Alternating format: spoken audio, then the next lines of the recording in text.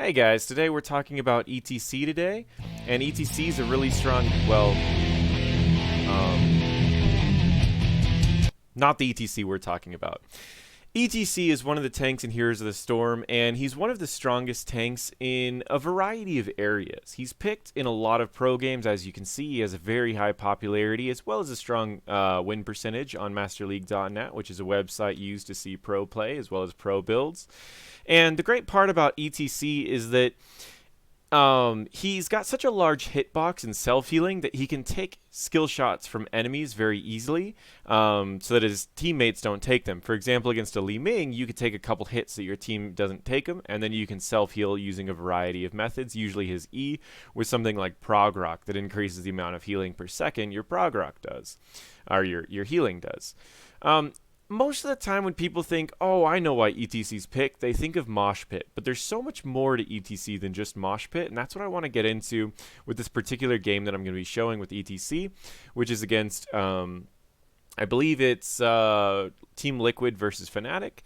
And we'll get into that game, and I'll show you a little bit about it. Now, he does a build different from all of these builds on here, and while this shows the most common builds, there are other builds that are used by E.T.C, and I just thought it was kind of interesting because so many people think E.T.C's picked just for Mosh Pit. And while Mosh Pit's very important, sometimes you could screw up your whole team by trying to draft against a Mosh Pit, only to find that your team, that E.T.C doesn't even pick Mosh Pit, and your team's kind of doesn't have the synergy needed to win the game.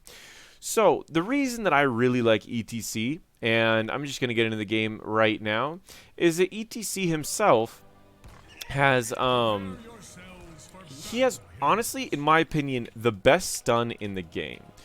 So to start off, this stun right here is Power Slide. Why do I consider Power Slide the best stun in the game? Well, it's a stun that lasts for 1.25 seconds. Do you know what else lasts 1.25 seconds? Varian. In more than one way. His taunt lasts 1.25 seconds and it only hits a single person, and it's his ultimate, well, I mean, now it's not his ultimate, it's his level 4 talent, but his taunt doesn't even stop them in a variety of ways. Now, E.T.C has this stun at level 1, and it's AoE.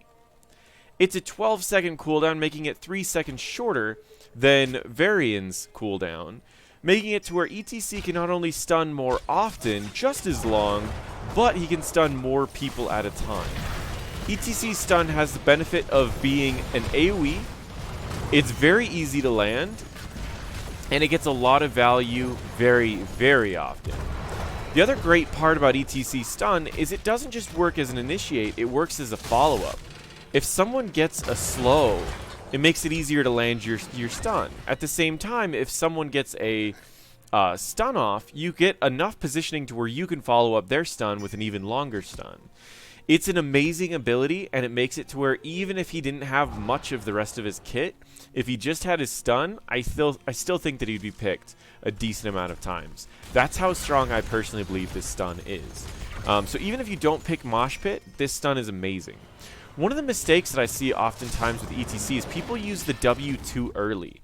Like, a W here right away is going to position Gul'dan away, but Gul'dan might have time to walk up or away from the team. Well, instead, you can simply just body block and utilize your body, because remember that E.T.C has one of the largest bodies in the game. You don't need to use your W to knock people away. Plus, it synergizes really well if your team has any other CC to follow up on yours. For example, Dignitas will often pick E.T.C first, followed by picking Malfurion second, so that E.T.C could stun in and Malfurion can root right afterwards, waiting until the root is over before E.T.C finally uses his W to knock everyone away. These allow E.T.C to not only be an amazing initiator, as well as someone who can also follow up on many other initiates. The builds that E.T.C tends to go normally in pro play is Prog Rock first. You collect regen globes, and it buffs your guitar solo to heal you more. And when it gets completed, it does AoE heals to the people around you. It's good if you're heavy frontline, but honestly, even if you don't complete the quest, or even if you do, the AoE portion of this isn't exactly why it's always picked. It's normally picked just to increase the healing of your E. Because it can go all the way up to 100 more healing per second on your guitar solo, which is a huge amount of healing. Especially when you're taking poke from people like Gul'dan or Malfurion or Junkrat. Especially Junkrat. You could take a lot of Junkrat's hits and just out-heal it with your E. Anchoring a bush. I did a video on the importance of anchoring bushes, and you're going to see that Fnatic takes that very seriously. You will see E.T.C anchoring bushes nearly the entire game. And you can see once again, he's anchoring this bush, granting vision on the top area, granting vision on the bottom area, and making sure that he knows where the enemy team is in case they try to jump on his team. There was another thing, I did a video talking about a solo lane E.T.C build, and you can see that we do have E.T.C who solos against Leoric a little bit during this game.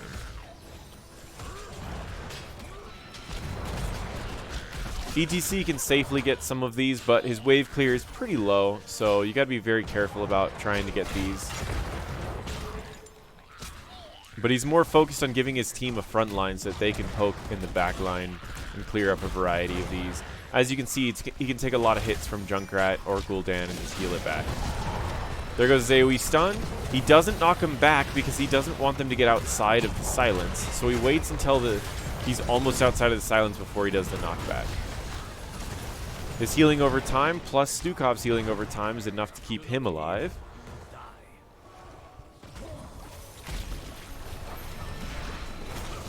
We can see him just simply healing up before another fight's going in.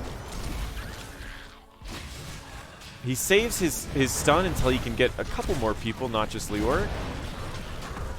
And again, he stuns them into the silence. He makes sure to keep them stunned inside the silence. His healing over time, you can see how powerful this healing is. It really is a powerful heal over time. And it's only getting stronger. He's already got 45 more bonus healing, effectively increasing the healing by over 50%.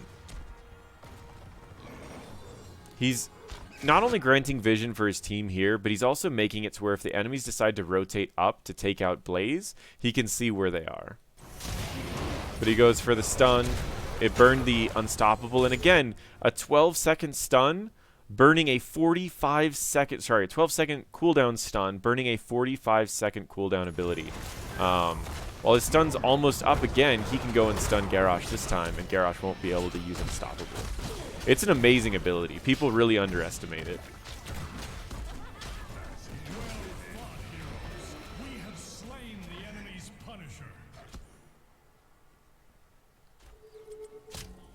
Gonna fast forward just a little bit.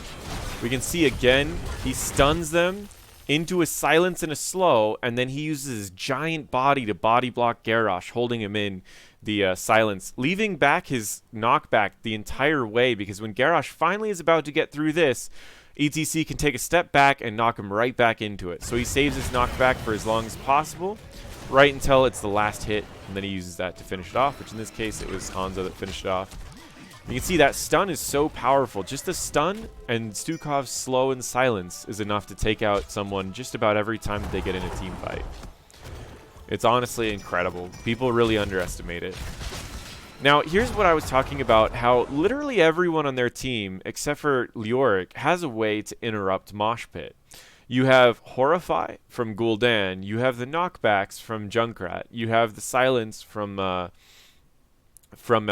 as well as the two different ways of interrupting with Garrosh. So they drafted their entire team with very little synergy in their own sense, but a lot of synergy in taking out the Mosh Pit from E.T.C. So E.T.C could go Mosh Pit and just never use it and try to always have them holding their abilities, because what a lot of people don't know about Mosh Pit 2 is the benefits of just holding it. If you hold on to your Mosh Pit, people might hold on to their stuns because they're afraid that you're going to Mosh Pit, so they don't use their stuns. So effectively never using one of your abilities causes the enemies to never use 4 of their abilities. You can see the benefits of doing that in a lot of pro games because, again, you're mitigating their damage without even needing to cast anything. So he could still pick Mosh Pit this game if he wants to, or he could simply go for Stage Dive and completely ignore all of their CC and simply just go for the Stage Dive. And we can see this anchor. This seems very boring to do this, But this is the way that you really win in pro games. You sit here and you have vision on any ganks this direction or any ganks this direction. You can see where the enemies are rotating. And again, you can see there's a Gul'dan right there. We know there's one mid. We know that there's one top. And that way he can decide however he wants to play this out. Well, if Gul'dan pushes out, he can jump in. Or they could go for a camp because they know that there's 2 top, 1 bot. However they want to handle it, it's up to them. They decide to go for a camp. He went with Echo Pedal at level 7, which means that every time he uses an ability, it does 2 pulses of 22 damage, and it deals a lot more damage to mercs or minions. So you can see he does 78 damage per proc of that. Because the low cooldown on his E, he can pretty much do the, I mean, it's 8-second cooldown. Effectively, every 8 seconds, he can do 150 extra damage without it taking very much of his mana. Echo Pedal's okay. It's pretty good when you need wave clear on a team. You need to cover a lane for your team. He still hasn't picked his level 10 talent. He wants them to pick all of their talents first because if he decided not to go Horrify or Twilight, there's 2 fewer things that, which I don't know why you would never go Horrify. I'm just saying, there's 2 fewer things he would need to worry about. But he decides to wait just to make sure.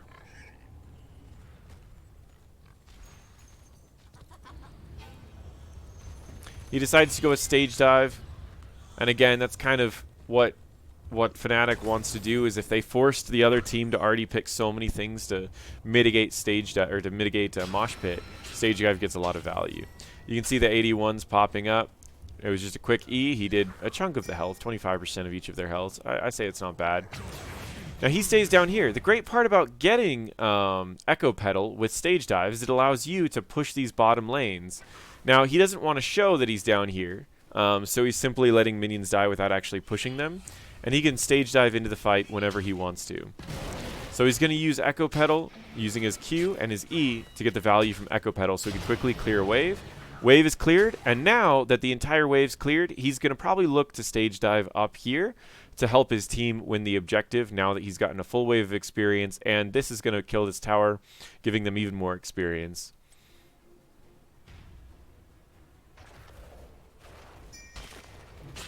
Looks like he's going to assist it, and he's going to stage dive in. Now, stage dive didn't hit anyone, but what it did do was it sent Malfurion and Garrosh down below so they would avoid the damage from stage dive, putting them closer to Hanzo on this side, as well as delaying their escape. When he got in, he was immediately feared, so he didn't have the capability to use his abilities yet, but some quick ability use, followed by Tychus just melting down the enemy team, allows them to win this objective. You can definitely see the value of even just getting stage dive. Again, no mosh pit. They still picked E.T.C because they valued him even if they didn't have mosh pit.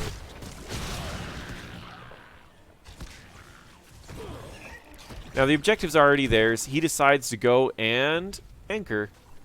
He's going to anchor this entire zone. This grants him vision up here, grants him vision down here, as well as vision all in this area. If the enemies were trying to flank, which happens a lot when an objective's pushing and you're behind, people will try to flank from behind, get kills while you're splitting up after an objective, and then they can clear the objective with no one's left alive. But fighting under an objective is pretty much always bad. He can take a couple tower shots if he wants to because he can always heal them back up with his E. As he's about to finish his quest, he now has AoE healing, which will be beneficial to help heal Blaze, but not much anything else other than that. You can see if he wanted to, he could heal Tychus, but overall he's just going to use it to heal himself, while the objective is pushed all the way down there. They were able to take a fort for free. I'm going to just fast forward a little bit. Tychus goes for the anchor here. Now, E.T.C would normally go for this anchor, but because Tychus is already there, if he tried to click in here, he would move all the way up over here, which would give vision if they were sitting right here. So he decides not to do that. They go for a camp, but they don't want to take too much damage from the Gul'dan. He has stage dive again. It's a pretty low cooldown. Now, in this situation, they don't want to take this camp because they've got a Junkrat W on it, which means that if they were trying to take the camp, Junkrat could knock them all away from it, and then they can simply walk up and grab it. The situation's not great for them, but Blaze is soaking bot, as well as their team is not, so they are getting a lot of value here. E.T.C says he's going in. He follows up an ult, kills the Malfurion, immediately gets feared, an amazing fear, followed by a great entomb, keeps E.T.C dead by the enemy team. Just because E.T.C did things right and got a kill on Malfurion doesn't mean that the enemies are out of the game. They still played that really well to at least follow up and get a kill on the tank.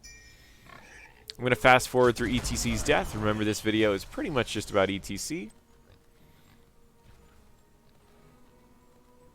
I don't know what E.T.C admin's talking about, but apparently there's some ... going on. Again, you can see the importance of anchoring a bush. And E.T.C is one of the best for anchoring a bush, and I'll explain why. If someone was to walk up here, say it was Gul'dan, walks up here, he can not only stun them for 1.25 seconds, but his giant body is going to cause them to body block the entire escape. And if they do almost escape, he can knock them right back into the team. So he's actually one of the better anchors because not only can he get a lot of vision, but he can also lead to a lot of kills. The other talent he decided to pick up was Mic Check, which means that if he W's multiple people, remember the size of it's increased, so it's a higher likelihood that he's going to hit multiple people. The cooldown's reduced by 6 seconds, making it a 4-second cooldown. He then got Showstopper, which means that if he slides in, he gets 15 armor for 4 seconds, reducing the damage he takes. So he could effectively have this armor up 33% of the time, and he could be using his W every 4 seconds. He has his stage dive, so he could stay the global, getting experience for his team, as well as joining the fight whenever he wants to. He's going to get value out of Echo Petal first, kill off all of these with his W, and then he's going to get ready to stage dive into his team. Because the enemies are not fighting right now, he doesn't know where they are, he's going to back off so they don't gank him. And he's still, again, prepared to stage dive whenever. He's going a really safe route, even though he saw the enemies down there. Pretty much got an objective for free because he went down there and the enemies knew that they couldn't fight him down level talent tier anyways. So the enemies simply backed off and gave the objective to this team. Once again, he goes to the anchoring tactic. They don't want to walk through the silence, so he's anchoring the only other bush. He's able to knock back the enemies. He still has stage dive. He could just stage dive away, but it got silenced. Pretty rough. But they used a lot just to kill E.T.C. And by all of that they used, they still were able to get the objective. And Tychus is just going to nuke away at everyone. Got a Hanzo arrow. Finish up everyone right here. So all of that they used just to stop E.T.C from stage diving away, as well as E.T.C's value from having the global bot lane was incredible. After he rezzed, he had stage dive up, so he jumped in, assisted a little bit, and they went to go for a camp instead.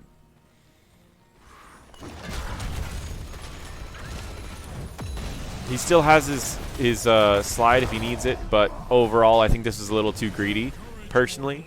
There wasn't much that they could get from being there, and the enemies had too many ways to knock them back. I'm going to fast forward through E.T.C's death. He has stage dive again, so in the 20 seconds, now 7 seconds, let's go, and there we go.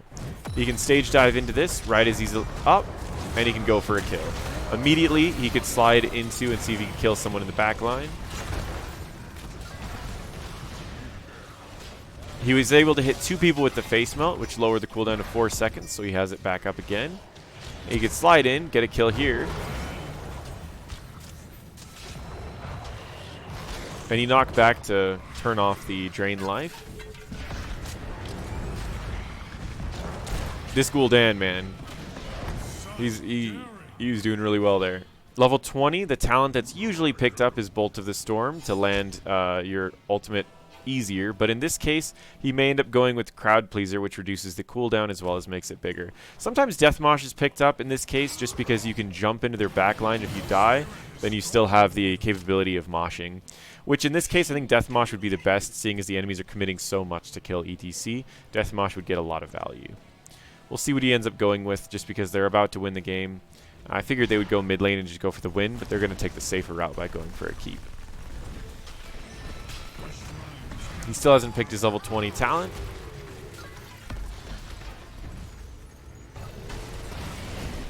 Simply uses his W to knock back both of them, getting the lower cooldown from face melt. Still hasn't picked level 20 talent.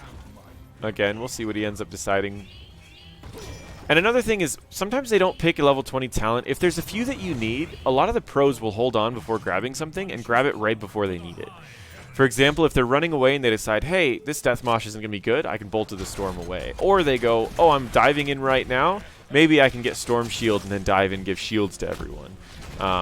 Waiting to pick a level 20 talent, something that a lot of pros do that we don't usually do just because it's a lot of work and it requires a lot of, requires a quick timing and a quick thought too. He's backing up because he wants to make sure he can get a slide in when needed. Or an ult. He goes for the ult. Ends up getting knocked away. The enemies are playing this really well against E.T.C, honestly. He gets the armor for going into the bunker. It's a nice 50 armor right there. They finish the objective. He still hasn't picked his level 20 talent, which is, again, that's fine. Breeze is pretty good at picking right before he needs it.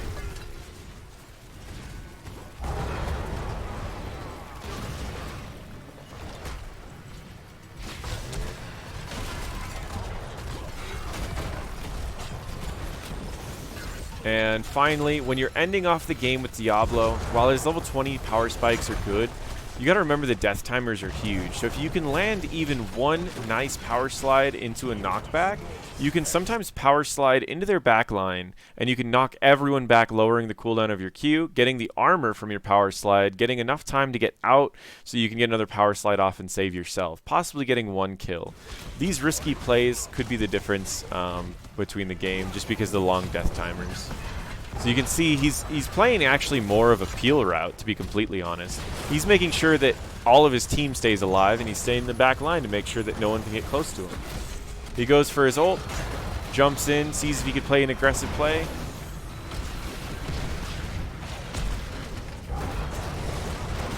He's getting rooted, gets in the bunker for the 50 armor, knocks back 2 people. He ended up going with Bolt so that he could jump over to the other side, but I think it was more of a, I picked it, I'm just going to go for it. Overall, that is why the pros play E.T.C, and he's a really strong character. I think that, honestly, even if you don't pick him for Mosh, he's still an amazing character. He's an amazing tank. One thing to note about E.T.C, if you're deciding that you want to play E.T.C in Hero League and move up in the ranks, one, he's a little team dependent. His wave clear is pretty low, even if you do get Echo Pedal or the there's another talent at that tier that can also help with wave clear that increases the damage of your W after your Q. No matter your talent, his wave clear is pretty low. His solo lane capabilities are pretty low, so I wouldn't pick him just to stage dive and go for the global. I would only do that if you do get stage dive. You can get away with the global, but don't try to play it as a global the entire time. We saw that he was anchoring for his team probably about 60% of that game. And that's kind of what you want to do, even in Hero League. Another thing to note about Hero League with E.T.C is he's actually one of the more squishy tanks that still can be considered a main tank.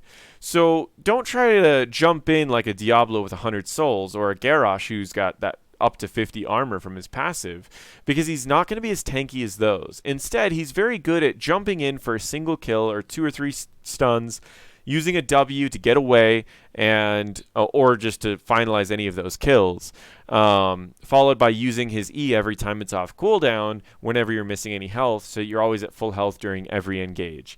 He's a little challenging. He seems easier to play than he really is, because to play him correctly without suiciding all the time, he's actually pretty difficult to play. But he's a very strong tank, and I'd love to hear more opinions in the comments below. Thank you for the any subscriptions that you might add in there, because I always appreciate my subscribers.